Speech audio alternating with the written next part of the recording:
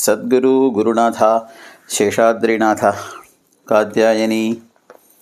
இந்த வருஷம் போகி பண்டிகை, அதாவது 14/1/2026 புதன்கிழமை. போகி பண்டிகை அப்படின்னா என்ன அப்படிங்கிறத நாம் சுருக்கமாக தெரிஞ்சுப்போம். போகம் அப்படின்னா ஒரு சந்தோஷம். போகத்துக்கு உரியதான ஒரு நாள் தான் போகினா பண்டிகை, போகி திருநாள்.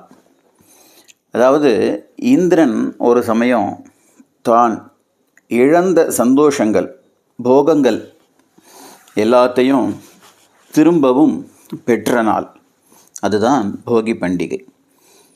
தான் இழந்த சந்தோஷத்தை மறுபடியும் அடைந்த நாள் தான் போகி திருநாள்.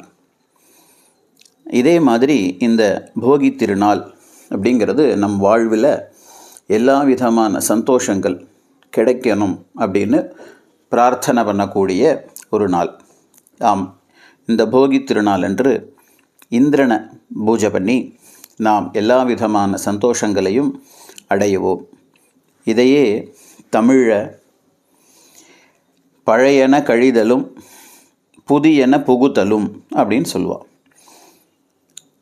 இதே தான் நாம் எல்லா விதமான கஷ்டங்கள்லிருந்தும் நிவர்த்தியாகி எல்லா விதமான சந்தோஷங்களையும் அடையணும் அப்படின்னு தான் இந்த ஸ்லோகமானது சொல்கிறது நமக்கு. அந்த விதத்தில் நாம் இன்று இந்திரனை பூஜை பண்ணி போகி பண்டிகையை சந்தோஷமாக கொண்டாடி எல்லா விதமான ஆரோக்கியம் சௌக்கியங்கள் எல்லாத்தையும் நாம் பெறுவோம்.